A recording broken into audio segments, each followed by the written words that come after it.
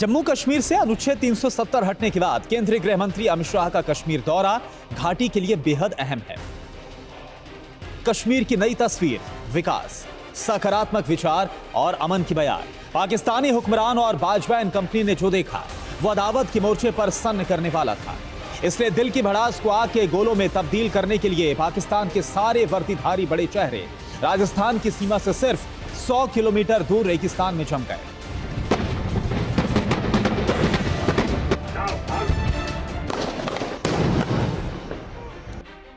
तारीख 22 अक्टूबर 2021, जगह थार रेगिस्तान। दौड़ते टैंक, टारगेट पर अटैक, गोलीबारी, हेलीकॉप्टर, चीनी फाइटर जेट से अटैक और तैयारियों का जायजा लेता पाकिस्तान आर्मी का सुप्रीम कमर जावेद बाजवा।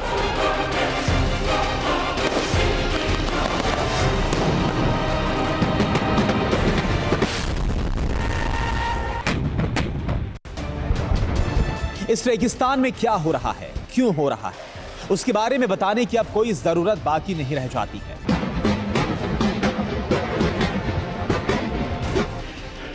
लेकिन क्या इस उछलकूद से, आर्मी की इस कवायद से पाकिस्तान कुछ साबित करना चाहता है, या फिर पाकिस्तानी हुकूमत और पाक आर्मी मिलकर हिंदुस्तान को कोई संदेश दे रहे हैं?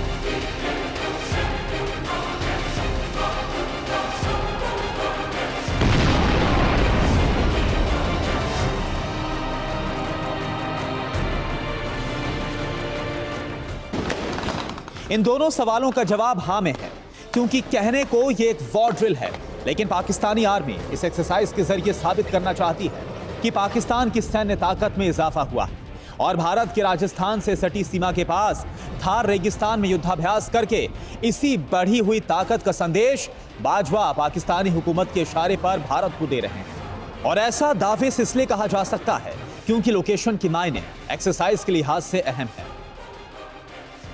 पाकिस्तान का युद्धाभ्यास असरानी और केपीटी में हुआ है। खैरपुर तमेवाली भारत की सीमा से सिर्फ 100 किलोमीटर दूर है। केपीटी से भारतीय एयरबेस श्री गंगानगर 164 किलोमीटर दूर है। यानी जिस वक्त यह एक्सरसाइज हो रही थी उस वक्त पाकिस्तान से फ्लाइंग ऑब्जेक्ट भारत के रडार में थे, और अगर भारतीय वायुवीर हवाई उड़ान भरते तो वो पाकिस्तान के रडार में होते। इसके अलावा एक खास बात यह भी है कि पाक फौज की इस एक्सरसाइज में खुद पाकिस्तानी सेना चीफ जनरल कमर जावेद बाजवा शामिल थे, जिसका सीधा मतलब यह है कि पाकिस्तानी आर्मी भी ये चाहती है कि पाकिस्तान की सैन्य ताकत का मुजाहिर भारत देखे।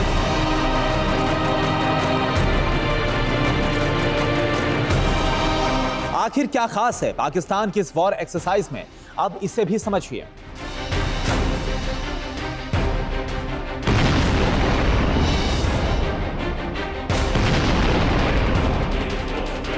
एक्सरसाइज में पाकिस्तान टैंक्स की फॉर्मेशन दिखी। मैकेनाइज सैनिकों ने आक्रामकता का प्रदर्शन किया। पाकिस्तान ने फॉर्मेशन फायरिंग का कौशल दिखाया।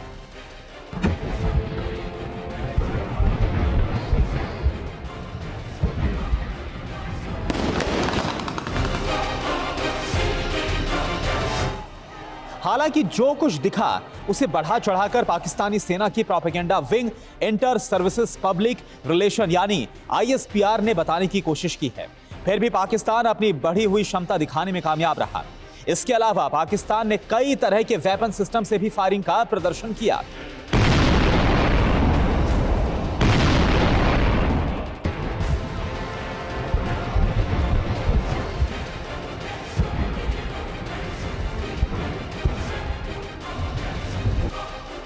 कई तरह के वेपन सिस्टम से फील्ड फायरिंग की गई। आर्मर, मैकेनाइज्ड इन्फेंट्री, आर्टिलरी आकर्षण बने। Air defence, anti tank guided missile भी दिखाए और पाकिस्तानी फाइटर जेट से भी करतब दिखाए गए।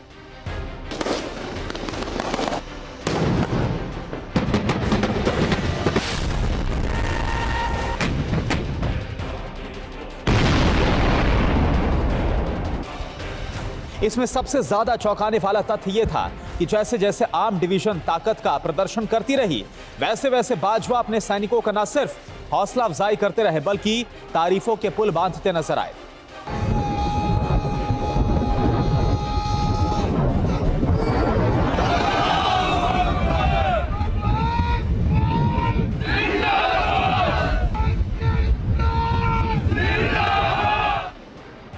डींग हाँकते हुए यहां तक कहा गया कि पाकिस्तानी सेना सभी बाधाओं के खिलाफ पाकिस्तान की संप्रभुता की रक्षा के लिए तैयार है और इसके लिए हाई ट्रेनिंग स्टैंडर्ड के साथ ऑपरेशनल तैयारियों पर जोर दिया गया है।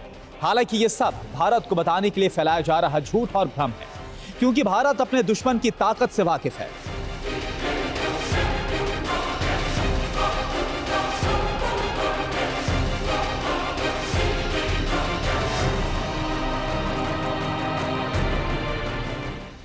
बहावलपुर में आर्मी की हलचल पर भारत की नजर है। चीन में बने CH-4 ड्रोन भी बहावलपुर में ही तैनात हैं। सैटेलाइट से भारत को चीनी ड्रोन की लोकेशन मिली है।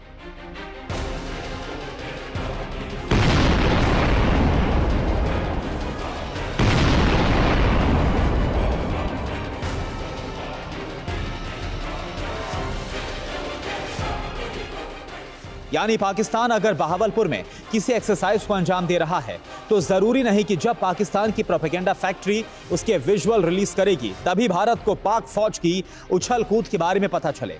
भारत को अगर पाकिस्तान ना भी बताए तब भी पाकिस्तान की बढ़ी ताकत और मौजूदा स्थिति की जानकारी भारत के पास होगी, क्योंकि तकनीक की ताकत भारत के पास है।